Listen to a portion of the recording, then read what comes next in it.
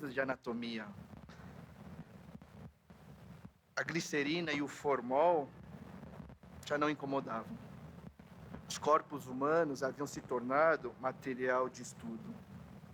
Todas aquelas partes do corpo, incluindo os ossos, os crânios e principalmente os dentes, já não nos deixavam tão desconfortáveis. Faziam parte da nossa rotina. Tudo normal, tudo em casa. E a verdade é que se nós pararmos para pensar, nós somos capazes de nos acostumarmos com qualquer coisa ou com qualquer situação.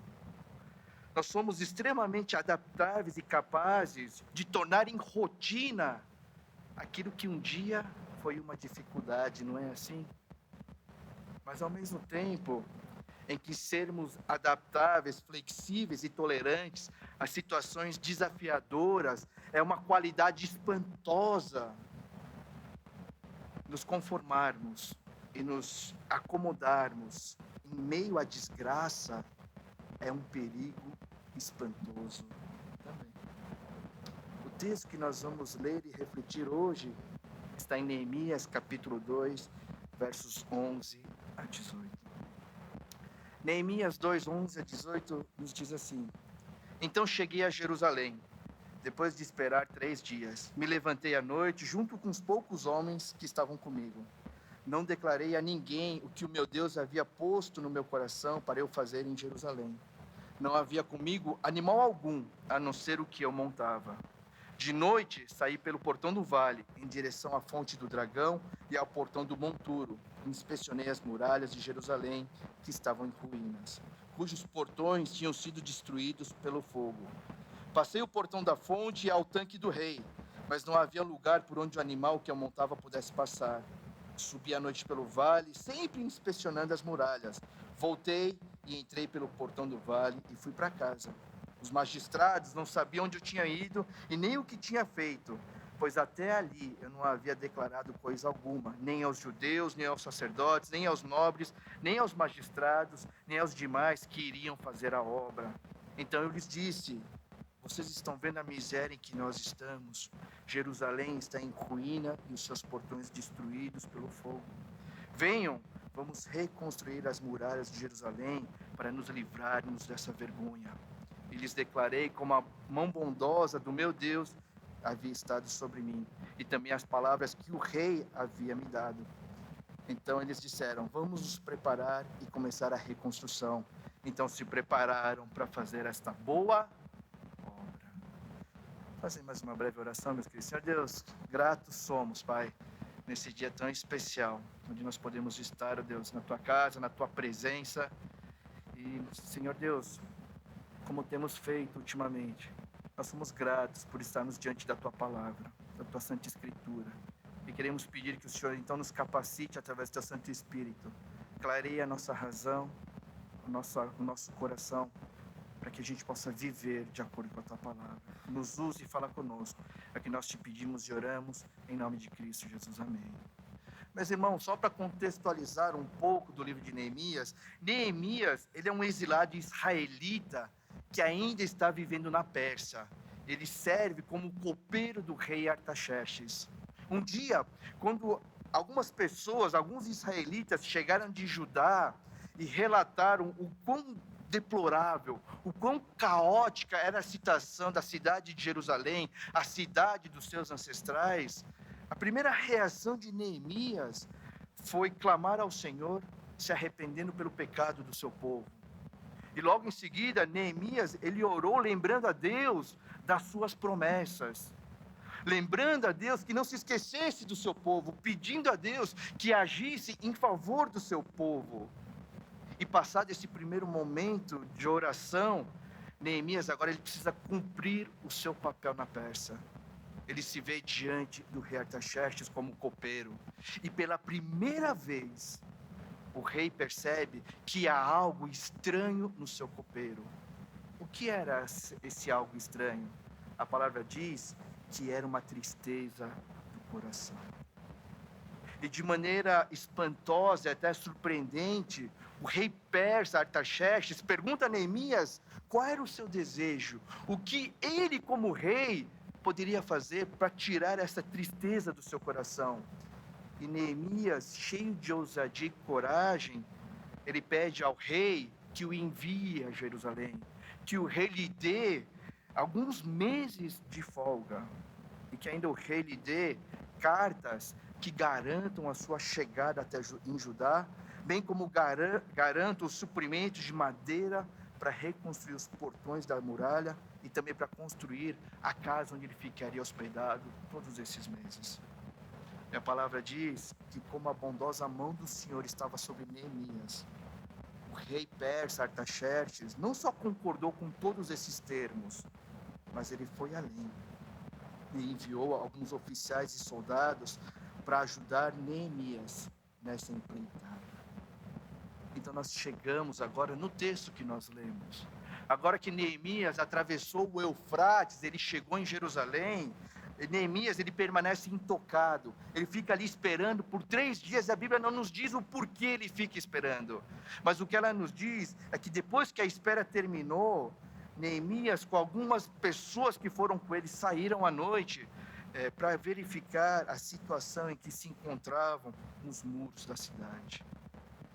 Pelas descrições pontuais dos portões e dos locais por onde Neemias passou, portão do vale, fonte do dragão, portão do monturo, portão da fonte e o tanque do rei, é provável que uma boa parte da extensão do muro foi inspecionada por Neemias naquela noite. E por mais que Neemias tivesse percorrido todo esse trajeto, nenhum dos moradores de Jerusalém, os magistrados, os judeus, os sacerdotes, os nobres, e nem mesmo aqueles que ajudariam na obra de reconstrução, ficaram sabendo por que Neemias fez o que fez. Só depois, quando Neemias se reúne com o povo, é que ele vai lhes dizer o que de fato ele foi fazer em Jerusalém. O verso 17 diz o seguinte: vocês estão vendo a miséria em que nós estamos? Jerusalém está em ruínas e os seus portões destruídos pelo fogo. Venham, vamos reconstruir as muralhas de Jerusalém para nos livrarmos dessa vergonha. O que Neemias foi fazer em Jerusalém? Reconstruir a cidade que estava destruída, reconstruir os muros de Jerusalém, os seus portões, para livrar o povo da sua vergonha. O grande problema é que quando a gente lê essa passagem, é que a simples constatação da miséria e da ruína em que o povo vivia, parece que não foi o suficiente para animá-los a reagir, a tomar posição, a tomar ação. E por que isso acontece? Existe uma frase aí que é frequentemente atribuída a Fyodor Dostoiévski, por causa dos temas que ele escreve nos seus livros, que aliás um irmão aqui da igreja postou nas redes sociais, e eu pedi autorização para usar, não vou ser processado, e a frase diz o seguinte: a melhor maneira de evitar que um prisioneiro escape é garantir que ele nunca saiba que está na prisão. A melhor maneira de garantir que um prisioneiro escape é garantir que ele nunca saiba que está na prisão. E olha, é exatamente isso que está acontecendo com o povo de Deus.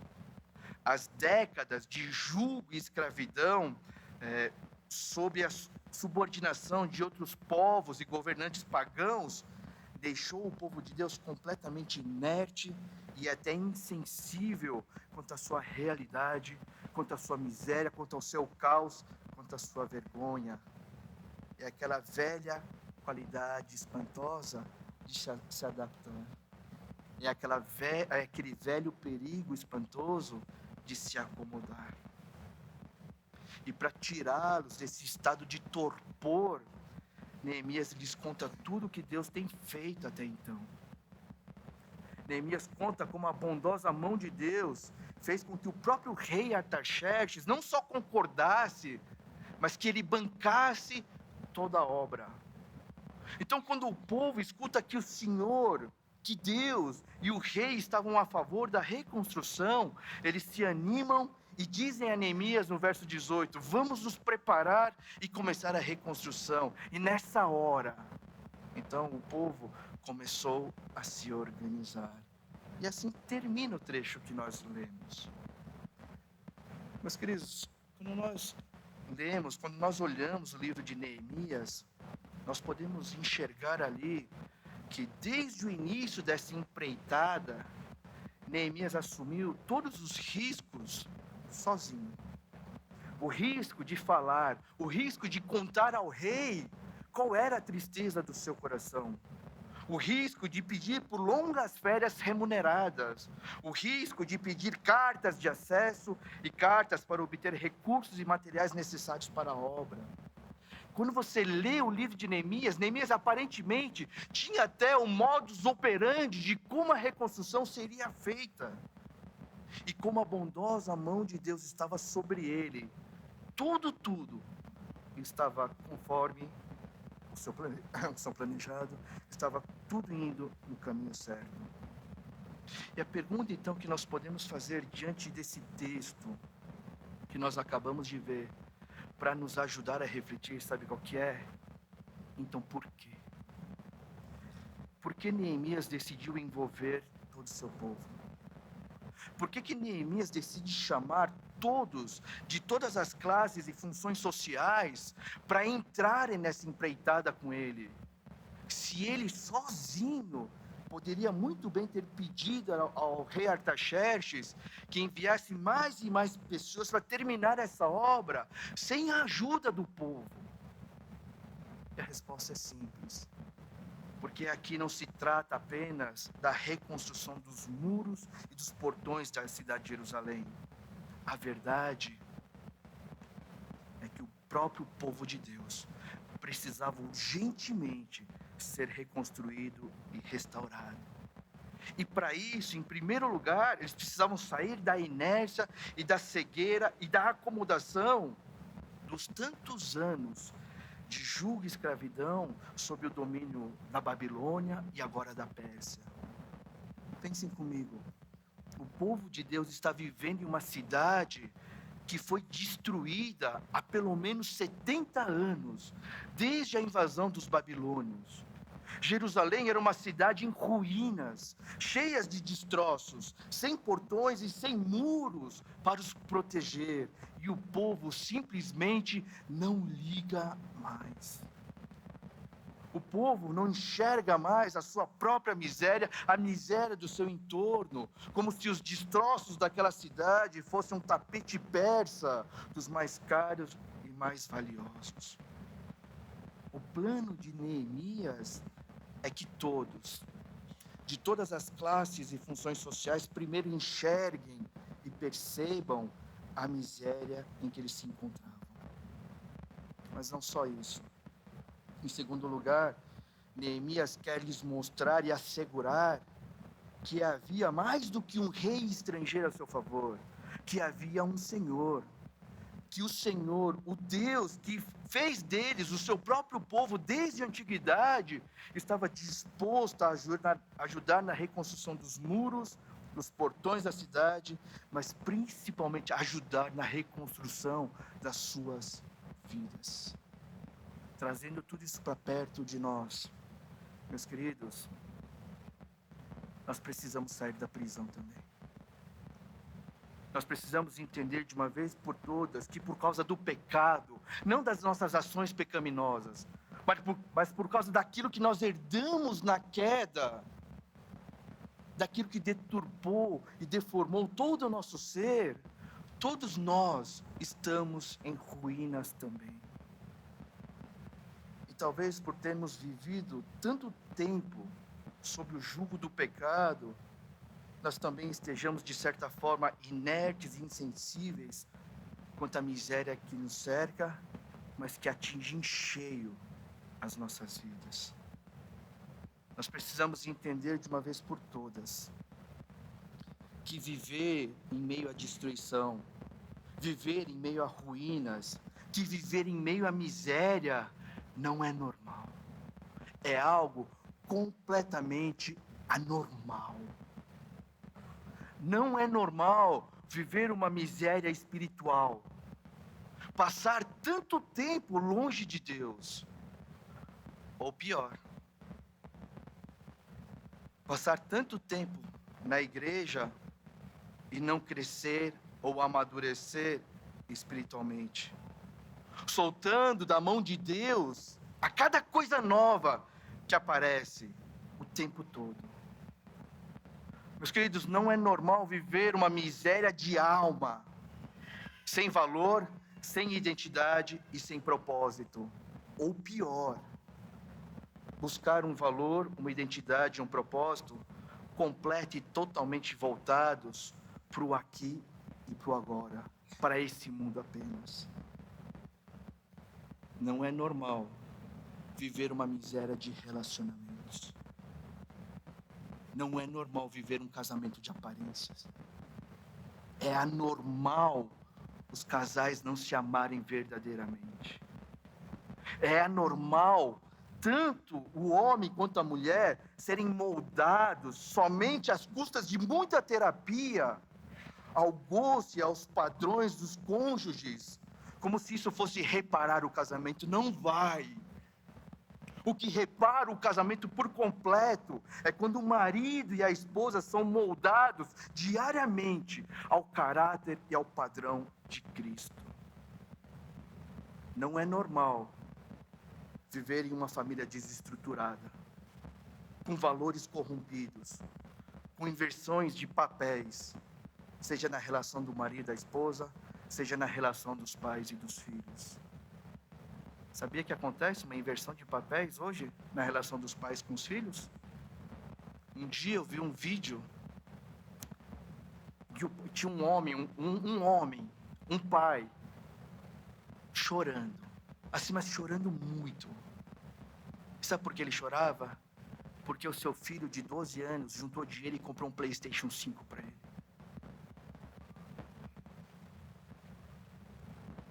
Aos pais que acabaram de pedobatizar os seus filhos, a você que tem filhos, ou você que vai ter filhos, não é normal que eles cresçam à mercê da cultura e dos costumes mundanos, sem muros e sem portões de proteção. A construção dos muros de proteção e dos seus portões ao redor dos seus filhos, vindos da parte de Deus, é algo intencional e obrigatório. No fundo, a reparação diária dos muros e dos portões de todas as pessoas, de todos nós, através da palavra, da oração, da meditação e do relacionamento com o Senhor, deve ser intencional e obrigatório. Não é normal viver uma miséria social, onde o parâmetro é sempre como os outros vivem e o que os outros têm. E com isso, não é normal viver sem contentamento, onde dívidas aumentam exponencialmente, com o único propósito de manter o terrível status social. Não é normal viver uma miséria de verdades inverdadeiras, onde a lista da Forbes é muito mais importante do que a lista do livro da vida.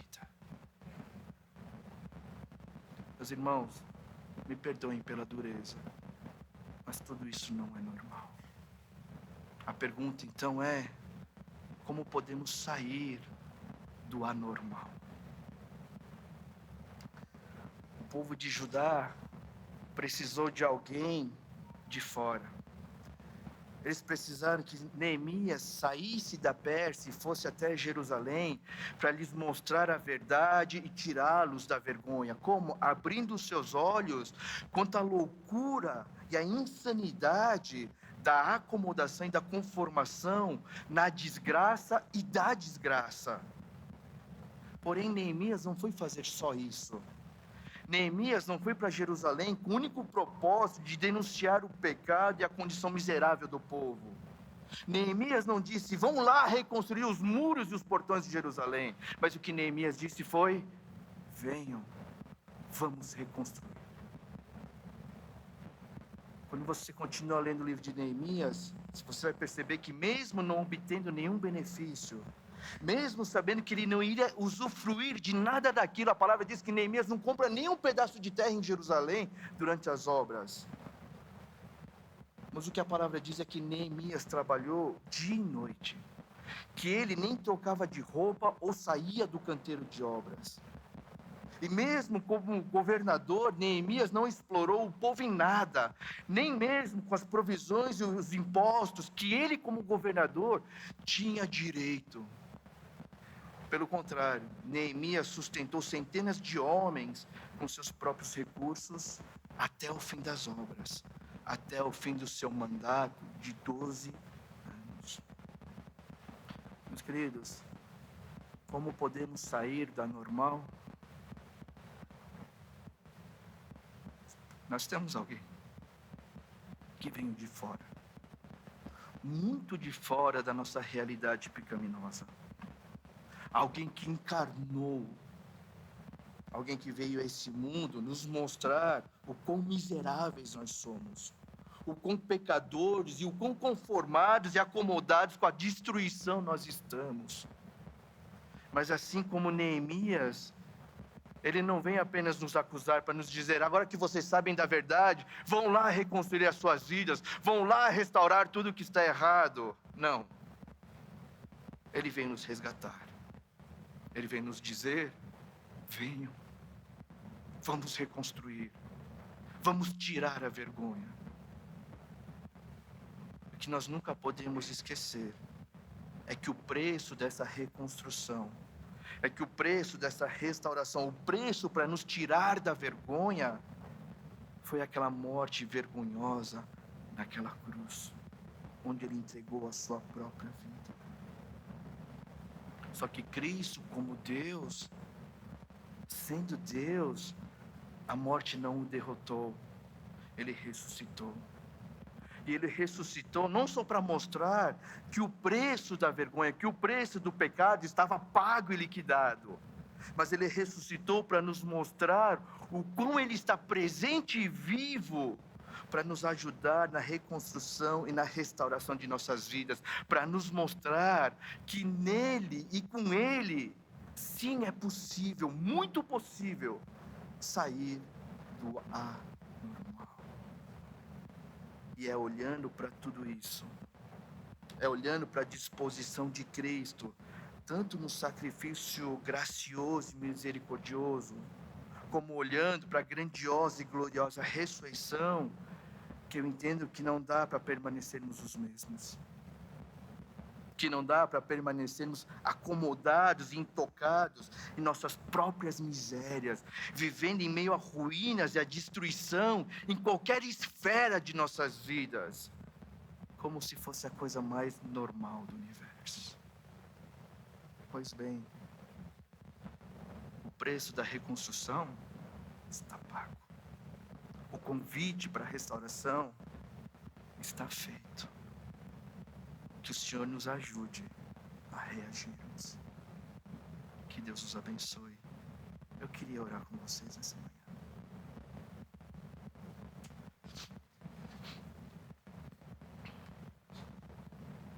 E para você poder pensar aí, refletir antes de orar, a pergunta é: existe alguma área da sua vida que precisa de restauração? Seja no seu relacionamento com seu cônjuge, seja no seu relacionamento com seus pais, seja no seu relacionamento com seus filhos, seja no seu relacionamento com alguma pessoa aqui de dentro. Existe alguma área da sua vida, seja na relação de você com você, mas existe uma área, uma esfera da sua vida que precisa ser reconstruída. Existe uma área da sua vida que você já desistiu, que está em ruínas e você já desistiu. Nessa manhã Cristo nos diz: venham, vamos reconstruir, vamos tirar essa vergonha da sua vida. Queria te encorajar, meus queridos, a orar ao Senhor, a apresentar diante dele o que precisa ser restaurado na sua vida. E peça então por disposição para começar essa empreitada, porque com ele e nele é possível sair disso. Vamos orar por alguns instantes. Depois nós vamos cantar um louvor. Vamos orar?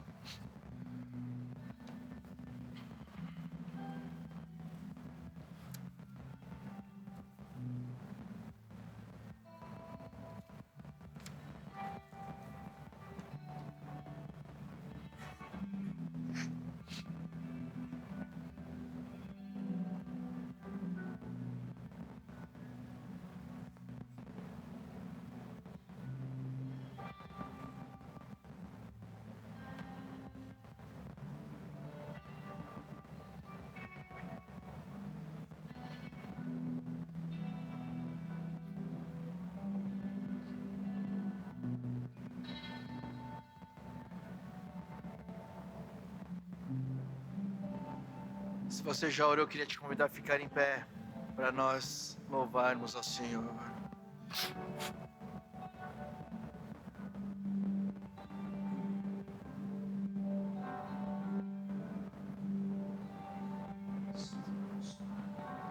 Senhor, eu não sou nada diante do teu poder, nem merecedor do teu imenso amor. Através do teu Filho tenho livre acesso a ti, que me fez chegar aos teus pés, me humilhar diante de ti.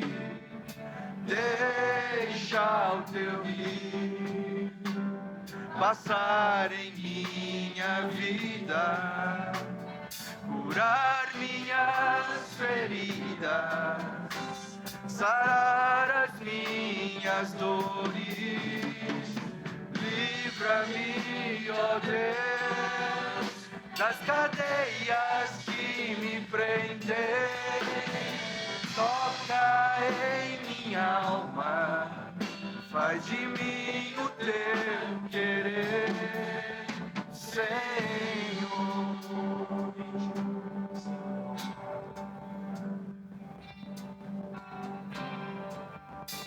Senhor, eu não sou nada diante do teu poder, nem merecedor do teu imenso amor. Através do teu Filho tenho livre acesso a ti, que me fez chegar aos teus pés, me humilhar diante de ti. Deixa o teu rio passar em minha vida, curar minhas feridas, sarar as minhas dores. Livra-me, ó Deus, das cadeias que me prendem. Toca em minha alma, faz de mim o teu querer.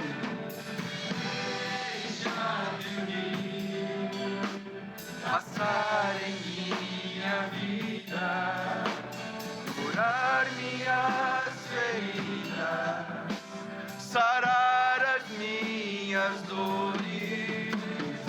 Livra-me, ó Deus, das cadeias que me prendem. Toca em minha alma, faz de mim o teu querer. Deixa o teu rio passar em minha vida, curar minhas feridas, sarar as minhas dores. Livra-me, ó Deus, das cadeias que me prendem. Toca em minha alma, faz de mim o teu querer, Senhor. Deus, nós queremos te agradecer pela tua palavra. Te agradecer porque o Senhor nos diz nessa manhã que, como parte do teu povo, como filhos e filhas de Deus, é anormal vivermos na miséria espiritual, de relacionamentos, na miséria social, qualquer outra miséria. E por isso nessa manhã, ó Deus, nós queremos pedir, restaura as nossas vidas, ó Deus. Restaura, ó Deus, os nossos relacionamentos. Restaura tudo aquilo, ó Deus, cada esfera que precisa ser reconstruída, Senhor, através da tua graça, através da tua misericórdia. Nos lembra, ó Deus, a cada dia de repararmos os nossos muros. Nos lembra a cada dia, ó Deus, o quanto foi custoso para obtermos o pagamento total do nosso pecado, da nossa vergonha. Mas nos lembra também, ó Deus, da glória da tua ressurreição, para que a gente possa ter esperança de que é possível sair do anormal. Que a imensa graça do nosso Senhor Jesus Cristo, o infinito amor de Deus, o nosso Pai, as infindáveis consolações e a comunhão do Santo Espírito estejam sobre toda a igreja do Senhor, de agora e para sempre. Amém. Meus irmãos, antes de ir embora, eu tenho alguns avisos para dar. Graças ao nosso Senhor, nós temos muitas coisas acontecendo nesse mês de maio também. Dia 18, nós vamos ter uma palestra oferecida pelo Ministério 113, que é o Ministério das Famílias. Nós vamos trazer o pastor chamado David Heiker. Ele vai pregar no culto das 11 nesse dia 18 de maio, e ele vai falar sobre pais e as questões da sexualidade dos filhos. É muito importante que você participe disso. Nós estamos vivendo aí desafios tremendos. Vou confessar um negócio para vocês. Como pastor de jovens aqui, dos seus filhos que estão lá, eu tenho dificuldade. E eu fico imaginando o quanto vocês têm. Então, Deus é bondoso, né? E Deus, então, nos permite fazer isso. Nós vamos ter no dia 30 e 31 de maio, mulheres, prestem atenção, o retiro é para os homens. Mas não funciona falar com os caras, tem que falar com vocês.